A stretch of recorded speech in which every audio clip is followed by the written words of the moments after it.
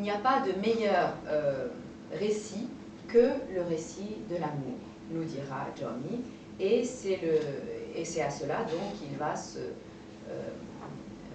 consacrer donc, dans les 3800 et quelques baits distiques de son Layli au Majnun.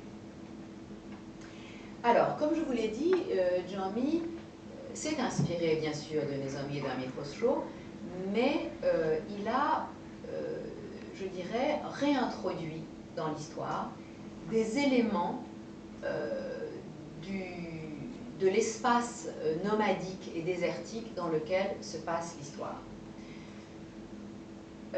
Dans quel sens? Dans le sens où il y a vraiment chez Jami un développement de ce que je pourrais appeler l'esthétique du désert, qui se fait sans cesse par opposition avec l'esthétique du jardin et du campement.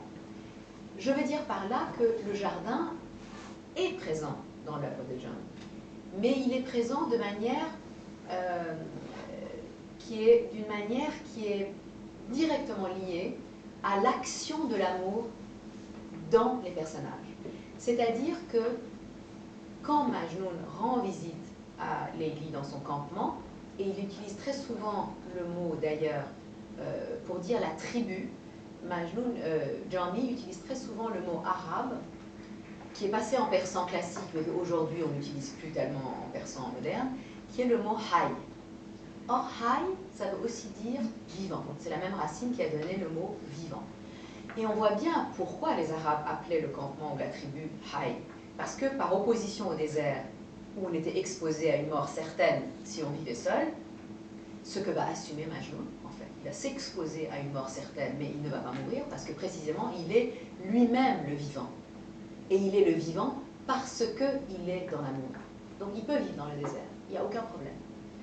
Mais, voilà, à chaque fois qu'il va rencontrer Layli, il va y avoir des images de jardin, du corps jardin de Layli, qui vont nous montrer qu'en réalité, ce qui est hay, ce qui est vivant dans la tribu, c'est l'être même de Layli.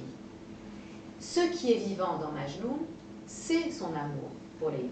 Ce qui fait que partout où eux vont, il y a des jardins. Même en plein milieu du désert, d'un coup, on va retrouver un jardin. Et même des personnages qui vont venir de l'extérieur, quand ils vont voir le jardin avec plein de gazelles dedans, ils vont se dire « Ah, sûrement que Majnun doit être quelque part ici, puisqu'il y a un jardin. » D'un coup, il y a de l'eau au milieu du désert. Et bien sûr, Jami va nous expliquer par ailleurs que cette eau, c'est la fameuse eau d'immortalité, qui est l'eau de l'initiation spirituelle.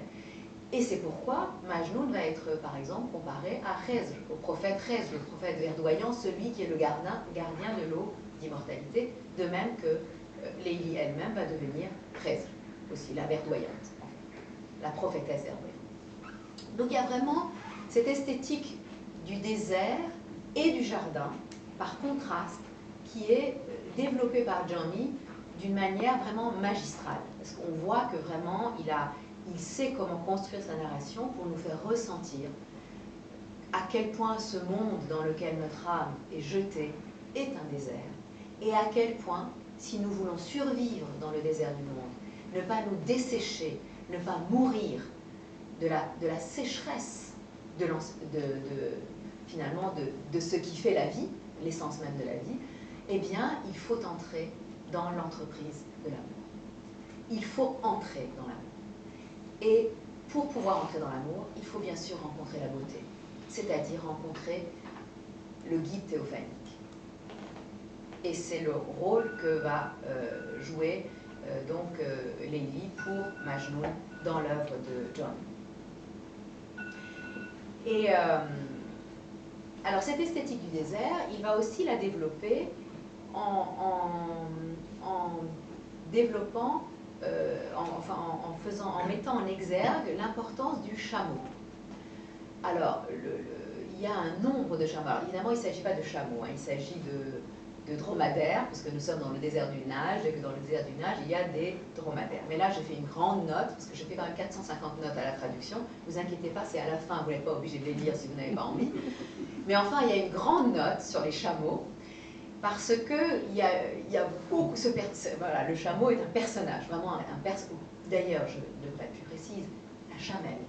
est un personnage vraiment de ce roman, en particulier donc la chamelle de Majnun. Alors j'ai traduit chameau ou chamelle parce que je trouve que chamelle c'est quand même beaucoup plus joli que dromadaire en poésie, donc je n'allais pas dire que... Et surtout ça permettait de mettre le féminin. La dromadaire, franchement, c'est juste ça ne le fait pas en poésie française. Donc j'ai quand même essayé de le rendre de manière poétique, hein. Je ne l'ai pas rendu en vers, mais c'est quand même de la prose poétique. Donc je me suis dit vraiment non, mais Majnun qui enfourche son dromadaire pour aller voir les ça nous casse tout. Alors que Jami utilise tous les mots, en particulier par exemple tous les mots aussi arabes, dont l'un est justement Jamila, Jamil ou Jamila, qui veut dire beau, pour dire le chameau. Donc il l'emploie à dessein, parce qu'il est tout à fait bilingue, il sait tout à fait ce qu'il fait, et son auditoire est d'ailleurs bilingue. Donc il va faire jouer un rôle au chameau, ce qui d'ailleurs nous avons trouvé dans l'iconographie, dans les recherches iconographiques. Donc toute l'équipe nous a trouvé une magnifique chamelle avec son bébé pour illustrer justement un épisode dans cette histoire que nous raconte Jami et qui est inspiré en fait de quelques vers qu'il y a dans le Masnavi de Rumi. Et cette histoire par exemple c'est que Majnun va faire un nombre incalculable d'allées et venues entre son campement et le campement de Leili avant de partir dans le désert, etc. Mais ces allers et retours, qui vont se faire de manière quotidienne au début de leur histoire, eh bien, il va les faire à dos de chamelle. Donc, il monte sur sa chamelle à chaque fois, il va pour voir Leili, après il revient, etc. Bon. Il erre dans le désert sur sa chamelle, il est, voilà, et la chamelle va très vite, et la chamelle elle est elle-même une monture qui va ressembler étrangement à la monture du prophète Muhammad au moment où il a fait son ascension céleste. Et évidemment, c'est une façon de nous dire que Majnun est en train de faire une forme d'ascension. Il a l'air d'aller comme ça à l'horizontale sur la surface du désert. En réalité, il est en train de faire une initiation qui est une ascension céleste. Et puis un jour, sa chamelle, je pense que c'est très important que ce soit une chamelle parce que c'est un souvenir du fait, précisément que d'ailleurs la monture du prophète est une jument, donc c'est une femelle. Et c'est très important parce que je pense qu'il y a du Jung avant l'heure, en fait, dans cette image de la chamelle qui porte Majnun, puisque je pense qu'il y a vraiment l'idée que l'animus ne peut pas arriver à se parfaire, en fait, arriver à sa propre perfection, à son identification, à son individuation, sans la conjonction avec son anima. Et donc, au début, la figure de l'anima de Majnun, c'est précisément sa chamelle. Et puis après, il va progresser et son anima va devenir en fait la présence de Leili en lui-même. Cette Leili qu'il cherche à l'extérieur de lui, finalement, il va l'intérioriser. Et d'ailleurs, à ce moment-là, il a déjà renoncé à sa chamelle et je vais vous dire comment. Donc cette petite histoire qui est racontée par Maulavi, donc par Rumi dans son Masnavi, Jami va la développer. Et c'est le seul, en fait, de tous nos auteurs à la développer. Et donc un jour, Majnun monte sur sa chamelle pour aller traverser le désert, aller jusqu'au campement de Leili, et sans cesse, à chaque fois que Majnun est enivré à l'idée qu'il est en train d'aller vers sa Leili et qu'il va bientôt la rencontrer, il tombe dans un état d'extase et d'enivrement qui fait qu'il lâche les rênes de sa chamelle, et là, la chamelle qui vient de mettre bas et qui a laissé son petit dans le campement, à chaque fois, elle profite du fait que Majnun est en état d'extase et qu'il lâche les brides pour retourner dans le campement de Majnun. Et à ce moment-là, Majnun se réveille, il dit « Mais où est-ce que je suis ?» Il retourne la bride, il repart, et ça arrive plusieurs fois. Et à la fin, il dit « En fait, cette chamelle et moi, nous ne poursuivons pas le même but. La chamelle, elle est amoureuse de son petit, et moi, je suis amoureuse de Leili. Alors, je ne vais pas la forcer sans cesse à aller là où elle ne veut pas aller. Je vais laisser la chamelle et aller à pied. » Et c'est à ce moment-là que Majnun va renoncer à toute monture et que tous ses voyages vers Leili, et d'ailleurs vers la Mecque, il les fera à pied. Et bien sûr, ça veut dire qu'il a passé une étape. Et donc vous voyez comment le désert refait irruption dans l'histoire avec des significations, bien sûr, extrêmement... toute une strate en fait, toute une pluralité de strates signifiantes et symboliques. Alors je vous passe, alors il y a d'autres animaux bien sûr qui sont très importants, il y a les prédateurs par exemple qui ne mangent pas Majnoun, dans le désert il est entouré de lions, de léopards, l'iconographie nous le montre toujours dans son désert entouré de lions et de léopards, et la raison pour laquelle il n'est pas dévoré par ces lions et ces léopards, nous dit Majnoun, c'est que lui-même il n'est pas dans le désir charnel, et que lui il a maîtrisé en fait tous ces démons intérieurs.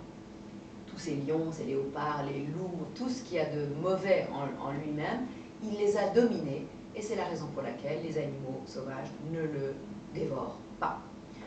Il y a bien sûr toute une esthétique de la gazelle qui existe déjà dans les poèmes du Majnoun arabe, qui ont été développés par les Nizami, mais alors chez Jami, ça va devenir une fête de gazelles qui courent de toutes parts, que Majnoun libère, comme on l'a dans différentes anecdotes qui l'ont précédé, mais aussi qu'il prend dans ses bras, qu'il embrasse, qu'il chérit. Voilà, il y a tout un chapitre dans lequel Jami nous montre Majnoun entouré de gazelles dans une sorte de jardin enchanté où on a l'impression que vraiment la beauté est descendue sur terre pour que les yeux puissent se repaître d'elle dans ce monde.